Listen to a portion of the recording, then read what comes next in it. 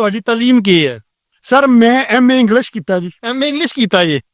ਔਰ ਮੈਂ ਇਹ ਇਸ ਲਈ ਲੋਕਾਂ ਨੂੰ ਕਹਿਣਾ ਚਾਹੁੰਦਾ ਵਾਂ ਕਿ ਆ ਜਿਹੜੇ ਅੰਗਰੇਜ਼ੀ ਬੋਲਦੇ ਫਿਰਦੇ ਨਾ, ਇਹਨਾਂ ਤੋਂ ਵੱਡੀਆਂ ਡਿਗਰੀਆਂ ਨੇ ਸਾਡੇ ਕੋਲ। ਵਾਹ ਜੀ ਵਾਹ ਜੀ। ਲੇਕਿਨ ਅਸੀਂ ਲਾਨਤ ਭੇਜਦੇ ਆ ਯਹੂਦੀਆਂ ਦੀ ਜ਼ਬਾਨ ਤੇ, ਯਹੂਦੀਆਂ ਦੇ ਕਲਚਰ ਤੇ। ਸਾਨੂੰ ਮਾਣ ਹੈ ਪੰਜਾਬੀਆਂ ਦੇ ਕਲਚਰ ਤੇ, ਆਪਣੀ ਮਾਂ ਬੋਲੀ ਤੇ। ਔਰ ਅਸੀਂ ਇਹ ਲਾਂਤੀ ਜ਼ਬਾਨ ਕਦੀ ਵੀ ਨਹੀਂ ਬੋਲਾਂਗੇ। ਅਸੀਂ ਪੰਜਾਬੀ ਜ਼ਬਾਨ ਬੋਲਾਂਗੇ ਔਰ ਉਹ ਦਿਨ ਵੀ ਦੂਰ ਨਹੀਂ ਜਦੋਂ ਇਨਸ਼ਾਅੱਲਾ ਤਾਲਾ ਪੂਰੀ ਦੁਨੀਆ ਦੇ ਇਸ ਪੰਜਾਬੀ ਦੀ ਬੱਲੇ ਬੱਲੇ ਹੋਏ। ਤੁਹਾਡੀ ਤਾਲੀਮ ਕੀ ਹੈ?